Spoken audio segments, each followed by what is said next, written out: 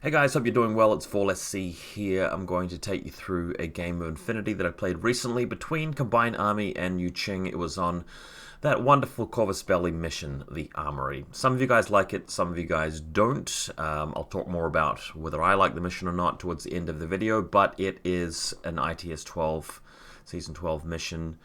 And we're going to take a look at the game, so I'll blast through it. This is a game where I'm playing my anathematic list, but I'm just changing up the list a little bit. This is something you might have seen me sort of play around with a bit on TTS, but today we are bringing in Shishkin, which I haven't really used in a while. In my personal opinion, Norkius is a more valuable piece to have in your Combined Army list than Shishkin is, because he is just so much more effective at scooping up those additional wounds with Protheon when he gets into close combat because of his +1 burst. And he has the ability to side mask, and Shishkin doesn't. And I think that just makes such a big difference. I mean, we can talk about all their finer tuning little abilities. But overall, Shishkin, compared to Norkius at the price that you pay for him, really is the better piece, for me at least. But in the context of this list, when we look at the other stuff that they do, I'm playing an anathematic list, and the idea here is that there's the synergy between the anathematic, Bit and Kiss, and the Q drone. So you don't always need the guided fire, but the thing about Bit and Kiss is that you fire off the pitches. They're very reliable at doing that because Kiss has the +1 burst, so they fire a volley of 3 of them. Bit has the first shot, Kiss has the second shot, then he's got another shot thanks to +1 burst. And even from long range, it's quite reliable when you're rolling 3 dice to just land the pitches next to their stuff. If they've got any hackers that are not in marker state, your anathematic is basically 4 burst on 19s with Trinity is just going to devastate them. And them attacking back, he has the firewall, of course. So he's so good at doing that. If their lieutenant, can be isolated with Oblivion, you can do that. If they have a tag, you can take it over. But then, of course, if you are using Surprise Attack and Whip 16 for Spotlight from the Anathematic, the T-Drone's just crushing them. So this is the idea of this list. So Norkius doesn't contribute to that quite as much because you've already got 2 really wonderful hackers there. And given that you kind of sacrifice a little bit of long-range shooting, we're really trying to use the Smart Missile Bot game against those big ARO pieces like the big missile launcher or sniper in a link team. The Q drone doesn't really cut at long range or even mid range, so that's why Shishkin's coming in here instead of Norkius. Shishkin obviously still does the shenanigans in close combat with her decharges Protheon. She's very good at that. But when it comes to shooting mid-range, she's just far and away much better than Norkius at that. And this list kind of needs a bit of that.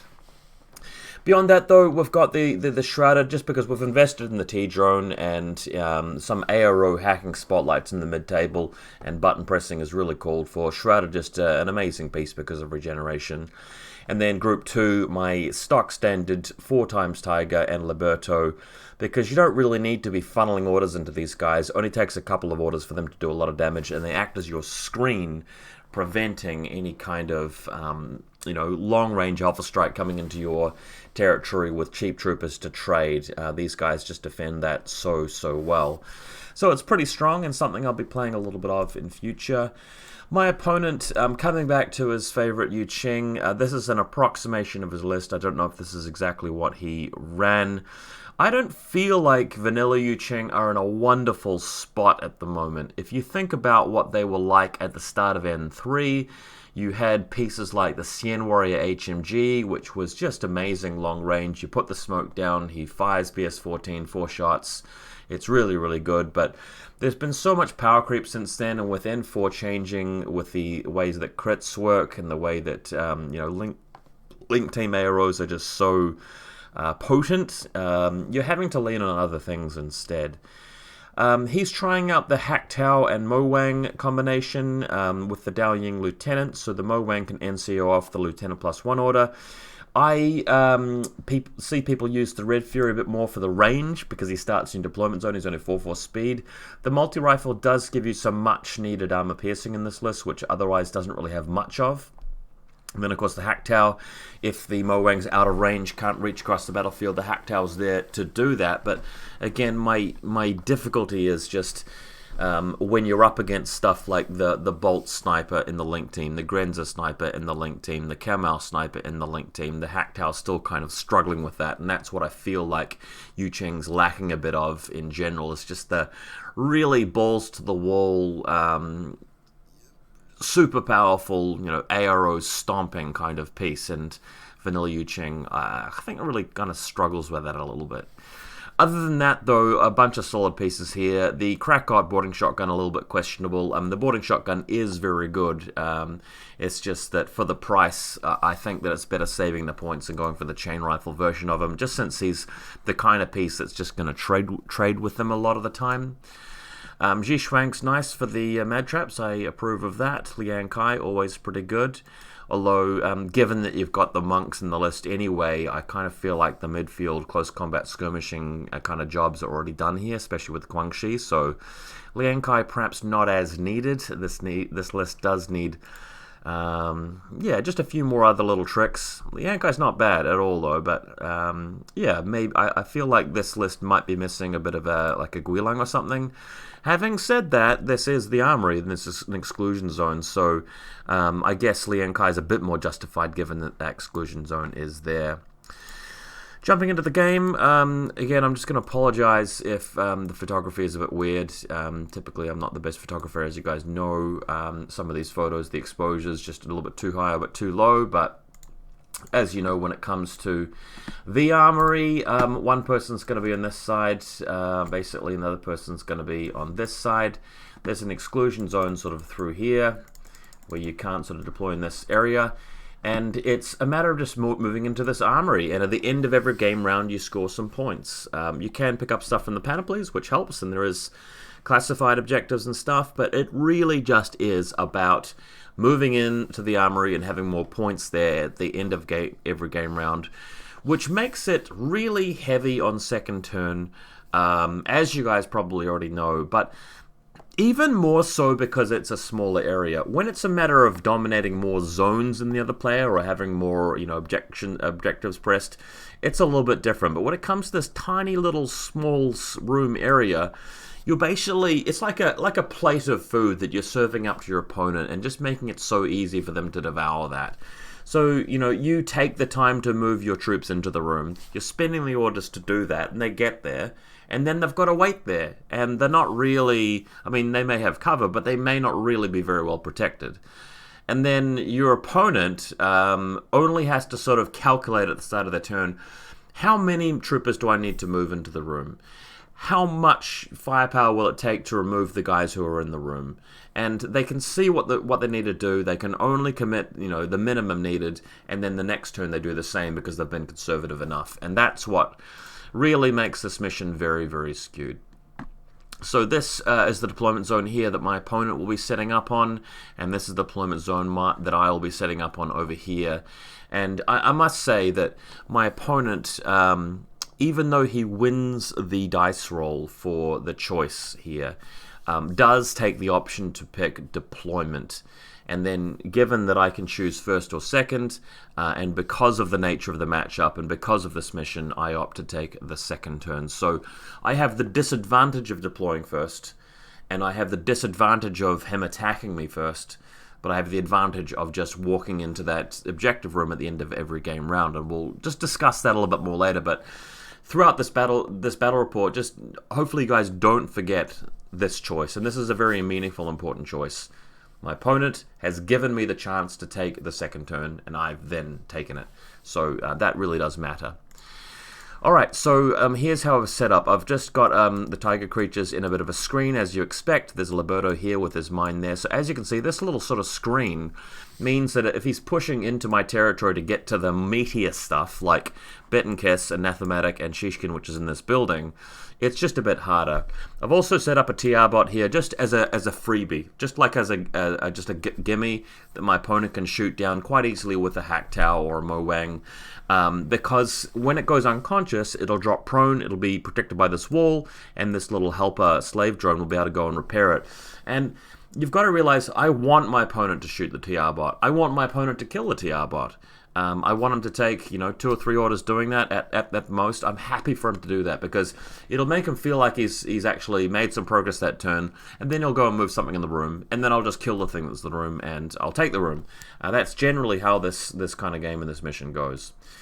So, looking through the deployment zone, HVT further out in the field, there's the TR bot's position. You can see Datratzi on the right of him, and there's Liberto's position through there. Shishkin is in the room, and the Anathematic's just hanging out the back. As you can see, it's kind of just got these cut-off lines of fire here and here, and if my opponent really commits hard to come around and shoot it, he can just duck back behind this wall or back around this way if my opponents come from this side, if that makes sense.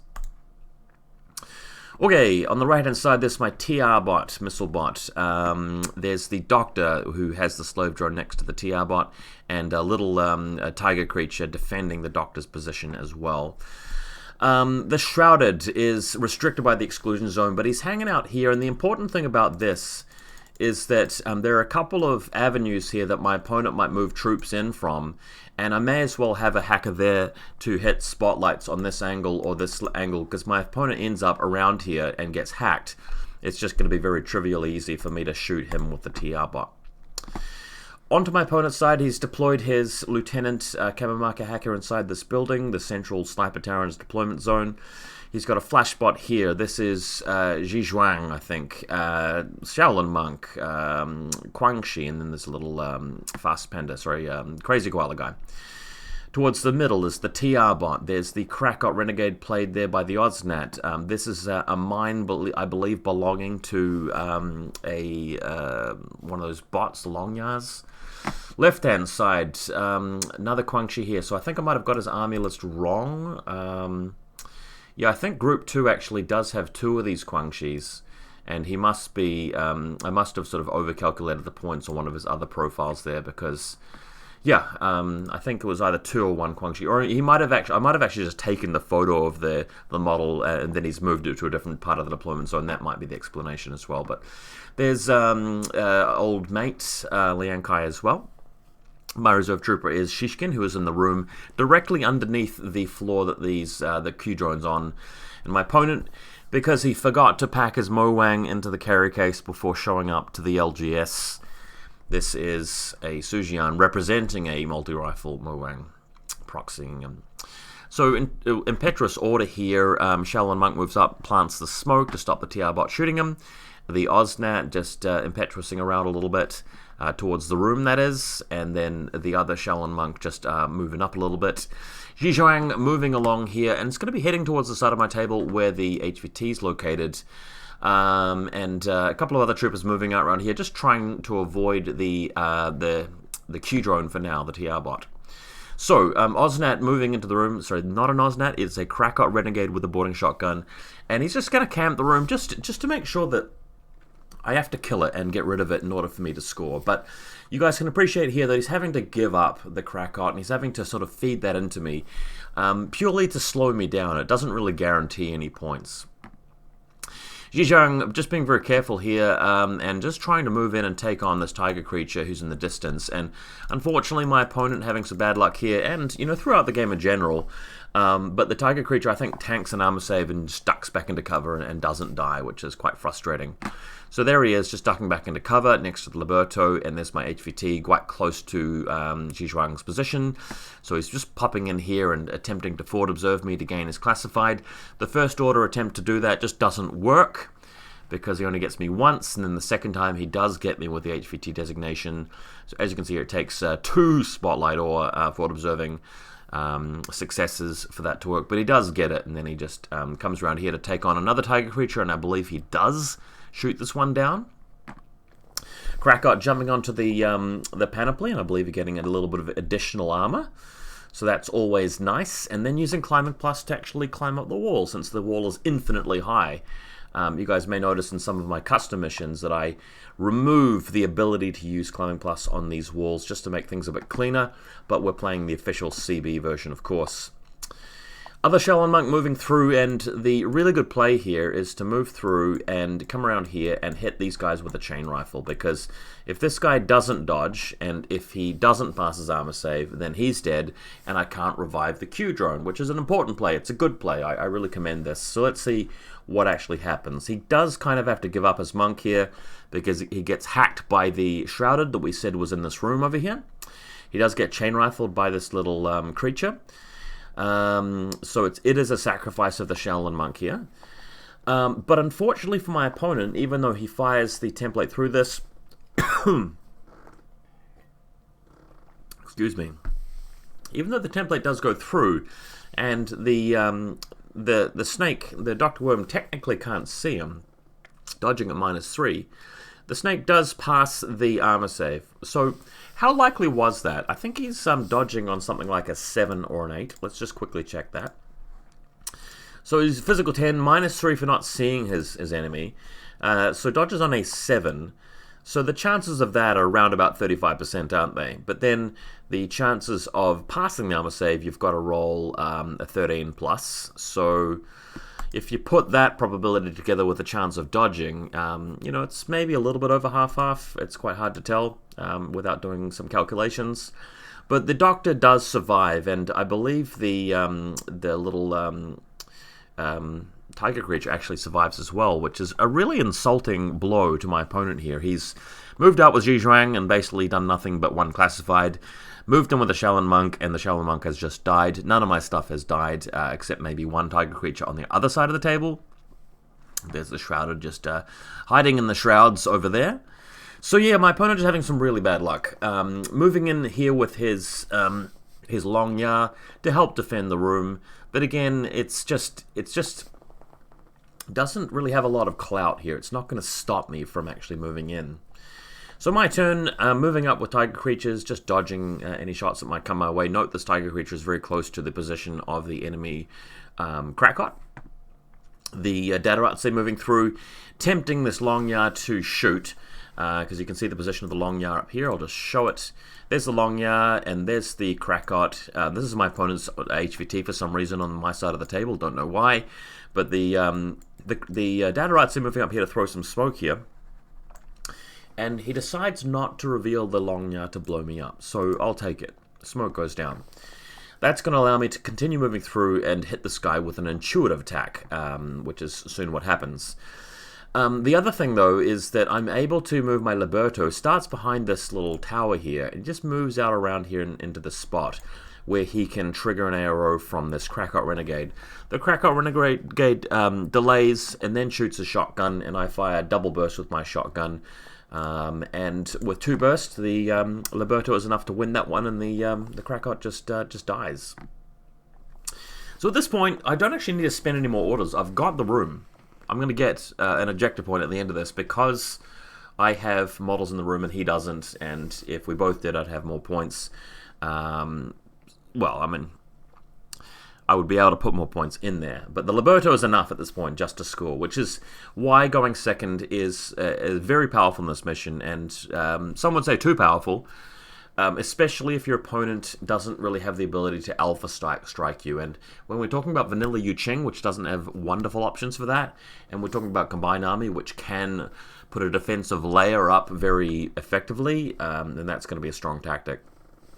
The other tiger creature dodging into a position where he can see YuJing and then spending an irregular order to just charge him with Berserk. And this is a very, very powerful tactic. If you guys are new players and you play Combined Army and you don't know about this yet, you probably should be aware that when your tiger creature moves, it doesn't have to move into a position where the enemy can actually get line of sight to it. But then on your second short skill, you can declare a dodge. And if you pass, and on that's going to be on a 16, because this guy is like Phys 13 with +3 to dodge, you can move 4 inches, which takes you over to here. So from this position, you can see the enemy. You declare it as a Berserk, and you move straight into them with both movement abilities. So that's like 12 movement stats. And then it's a normal roll. So you're going to automatically hit your enemy, possibly critting them on like a 17 plus. Or maybe closer to 20. And then they've got to take a double action save, so 2 armor saves, so they're going to die. So it's a way of trading like a 6-point guy for a god knows how many points guy here. And, you know, he spent all the orders moving this piece up the field. So, rather effective. There is one thing you can do in response, though, and that is to lay another Crazy Koala over here. So that's going to help defend any further target creatures moving past. Moving with the VaulSC earlier to the side of this smoke cloud allows me to intuitive attack this little bot. The bot decides to try and shoot back and is not effective and just dies. So the dice roll's really going my way. So the matchup and the train and the mission also helping me here, but the dice roll's definitely helping me out here. The game, again, and I'll talk about this later, would be a little bit more interesting to comment on and interesting to play if the dice wasn't so one-sided throughout this. So VaulSC moves up, triggers the other mine over here just to clear that out of the way, and then is able to move into the room, grab something from the panoplies, which I think is a little bit of extra armor, and then just camp. Bit and Kiss trying to throw out a little pitcher near to the room, which could be handy for hacking things that move into that room. I think they managed to land one pitcher over to this particular spot here, but not a particularly effective location for it. My opponent, over to his turn 2. Moving up with the Shaolin Monk, there is a tiger creature in the far distance which can pretty much dodge, and this guy plaps off with his pistol, not achieving much. So the tiger creature just moves out of the way a little bit. We then have the Guangxi moving up a little bit, and the Mo Wang moving towards the room, realizing he needs to start putting some people in there. So here he comes, moving through, just trying to get this Liberto, because we've got a Liberto just standing there. The Mo Wang firing with his multi-rifle. It's a very good weapon to do the job, and that removes the Liberto. What he can then do is move up into the room and try and take on this VaulSC. Note that it's +3 range, but -3 for mimetism. So this guy's, I think, hitting on 13s or 14s. It is indeed a 13. The problem is, though, it's 3 dice on 13s. Let's have a look at that. 3 dice on 13s, and this guy has 1 dice on 17. So you can see the pickle there is that you move through and you roll like a 1, an 8, and a 14. You've got 2 hits and you've got an 8. That VaulSC really only has to roll between a 9 and a 17 to block the shot entirely and put down a smoke cloud here, preventing the Mo Wang from actually killing him. Because if he goes into close combat, the VaulSC is going to rip him a new one. So what happens here is that a smoke does go down, and the Mo Wang can't really... I mean, he can move his stuff into the room and have more points there, but I'm going to have a whole nother turn before the scoring kicks in. So he goes in with the Hack Tower, revealing the Hack Tower, moving up to this corner here, and having a go at just blasting my Q drone, because he wants to get a bit more serious about this, wants to sort of gain a little more board control, and have the Hack Tower ready as well to shoot at things that I might use to enter the room. Now this is a point in the game that just turns out to be really sad. Again, and I wish this didn't happen, because I would prefer to not get too lucky in a game of Infinity in the same way that I'd prefer to not get too unlucky. You know, it's almost like you have this wonderful board set up and you have 2 interesting armies and a set of rules, and it's about strategy and about tactics, and Infinity is like this beautiful painting. And then the variance of the game, though, is like getting out a spray can and just spraying the beautiful painting like this, so that what once was beautiful is now really sort of stark and horrid to look at. And that is what too much variance sometimes does for your game.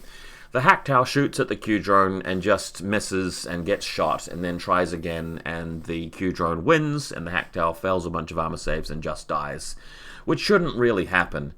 I would have been perfectly happy for the Q drone to just die, because it would go prone, it would no longer be visible, I can repair it the following turn, I'm down just 1 order, and my opponent's spent a lot of resources revealing the Hack Tower and shooting me, and generally not getting anything meaningful or impactful done. Yes, it's true that he would have covered this sort of a lane here, but I can actually move around with Shishkin and get into the room without the Hack Tower actually seeing that, so I really would have been fine. Alrighty, Mo Wang having moved in, the room is clouded with smoke. He can't do anything about the VaulSC, which is a shame, but he's just going to hang out here. And again, the Armory is a mission which has this little small room that you've got to sort of commit your troops to if you're the player with the first active turn, and you're just sort of leaving it there to be munched on by your opponent. Very hard to really get around that, and Combined Army is a wonderful faction for capitalizing on that because of Protheon and high close combat troops and very powerful short range troops and tiger creatures which can trade with you and hacking. So it's going to be a world of trouble for this Mowang here. TR bot also moving up to get a bit of a line through into the room as well. Flashbot moving in to cover this little alleyway, this street, where I'll have to cross in order to get into the room. So he's trying, he's doing a good job of setting some things up. But let's just see what actually happens here. So another tiger creature who actually survived against the YuJing situation moves through, I believe gets flash pulsed and then just sort of creeps up a little bit further. Shishkin leaves the room and moves out. Again, the hack tower is dead. He couldn't have got line of sight to her anyway, so she moves around. The problem here for Shishkin is that she's having to contend with a flash pulse bot at a bad range band. We all know what that can be like. So she is BS15, she does have a nano screen, she does rip up the Shaolin Monk, so that's destroyed pretty quickly. But I have a moment where I finally do get a little bit unlucky, and the flash bot does beat me and flash and stun Shishkin, which is not what I was going for, but it doesn't really matter. There are other things that I can actually do here. So she just hangs out next to the wall, near to the position of the Mowang, and look, she can be of use in my next turn. That's perfectly fine. She's not really in a lot of danger there. Now, of course, I did want to get my Anathematic into play. I think in a very conservative tournament situation where you want to really guarantee your win, it might be better to just not commit the Anathematic and just do things various other ways and just wait it out a bit. But I decided to commit because it was more fun that way and because I wanted to get my model into the game, and the game was going a bit slow. So he moves through a couple of times, does avoid the flash bot, and then he's able to creep around the corner and just touch around the corner a little bit here where he's in line of sight of the Mowang. And the Mowang does have to respond here, does try, I think, dodging or heavy pistoling me, and I can just go to town on him with the plasma gun. So this is another shot of my new Anathematic model here.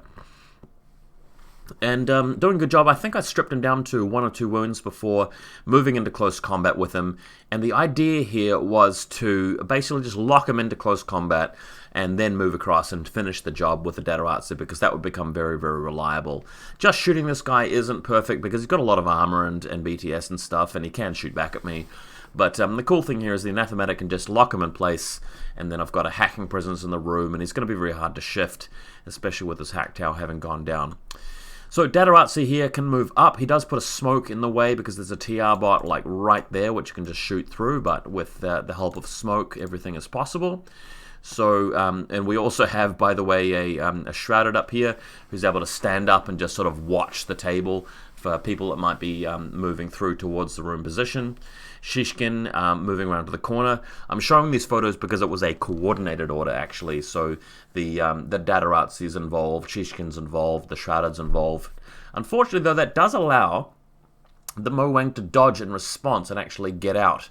So what I'm doing here is I'm actually moving the Anathematic into the smoke. I'm having another go at him with the plasma gun, and this does lay him low, but we're ending the turn with the Anathematic able to see the door here, see through the door there. The Dataratsu is just hanging out behind here where he's not going to be too worried about the TR bot, and really all he has left is like his lieutenant and Liang Kai. But I didn't realize he had this beautiful, what do you call this guy? The Hundun heavy rocket launcher on the sniper tower over here. And he does actually get a free shot at my Shrouded, which you guys saw a few photos ago, as he was part of the coordinated order, because off in the distance there's a tower. So the Hundun is revealed. But luckily I had the smoke here, so the Hundun can't shoot into the room. So very good smoke. Datarat's able to finish the job, just ripping this guy up with his close combat abilities and leaving our Anathematic over here. The Anathematic has unfortunately taken a wound from the Mowang, I think, besting him in close combat or something like that, or something weird to that effect. So there you go. Elsewhere we have a tiger creature just tying up a flash bot into close combat. Really should have done that before moving Shishkin across. Would have just moved in there with Shishkin, and Shishkin would be in the room instead of the Anathematic. But a misplay from me. Everybody does it, but yeah, I'm not perfect. I did make a pretty bad mistake there with the tiger creature.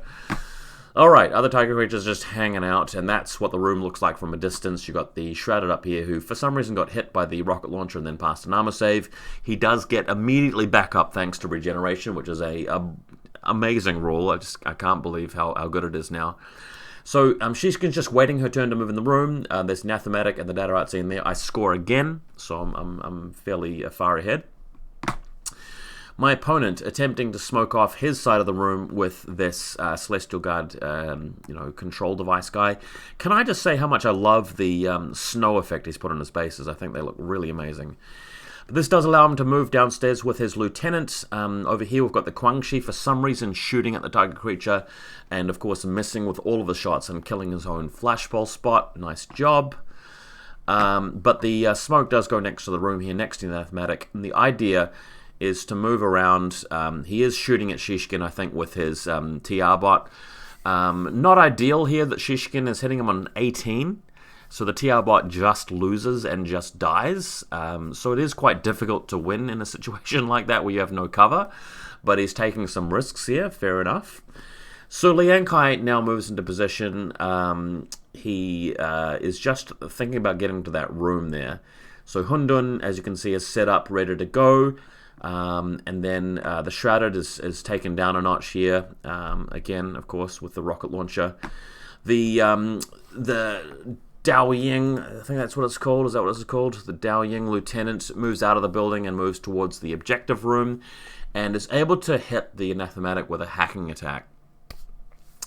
And successfully actually hacks him because he's got the active turn bonus. The Anathematic's quite a tough cookie to crack because he's whip 16 with Trinity, but my opponent does manage it and does hit him with Oblivion, which will put me into loss of lieutenant in my final turn.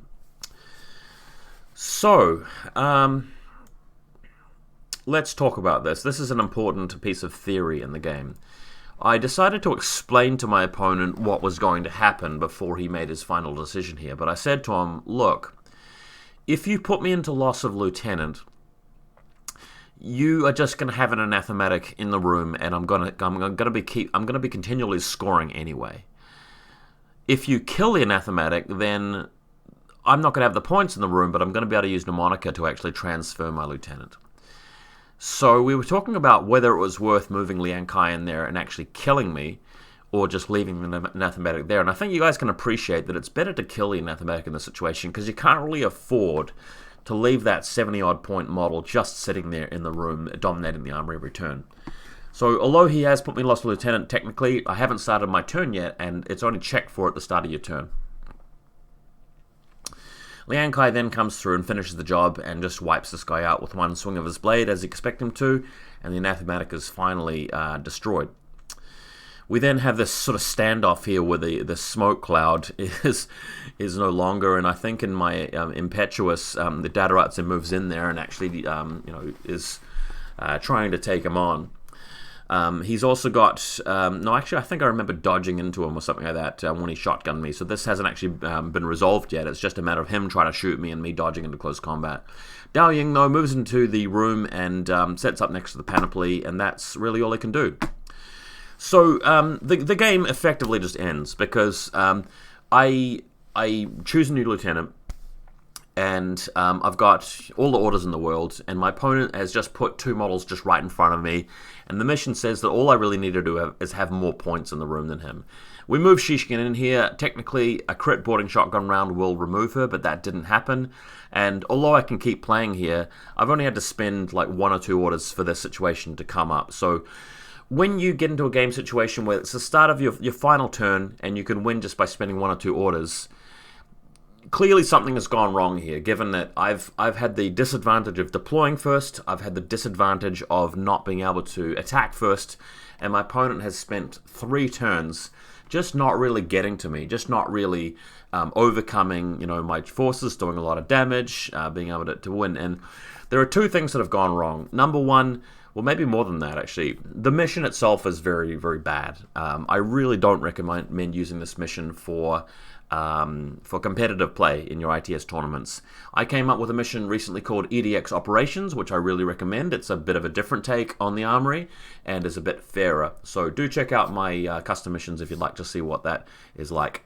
Secondarily, in for army balance. I think YuJing is not in a great place, whereas Combined Army are, top 3, maybe top 1. I'm not really sure, but they're definitely a bit more powerful and better at missions like this than YuJing are at the moment. And thirdly, the dice just went my way, start to finish, pretty much. There were a couple of unlucky moments, but all the important stuff just went my way. And I think this game would have been much more interesting and close, and you could sort of see the effects of the matchup imbalance and the effects of the problems of this mission if the luck hadn't been there. I definitely think there'll be a few people who watch this video and can write this off and go, okay, VaulSC just got really lucky and that was all it was about. But I think the more intelligent and astute people in the audience will see that there are other problems here. It is a flawed mission, and also there is a bit of faction imbalance there. This particular YuJing list against this particular Combined Army list, usually it's going to go the way of the Combined Army player if both players' abilities are reasonably equal. So that's what I wanted to get across to you guys and say. Hope you guys enjoyed the photography as usual. It wasn't great this time around, I must say, but I will do better with stuff like the exposure and the contrast and stuff in future. Anyway, that's it for me. Hope you guys have a good day.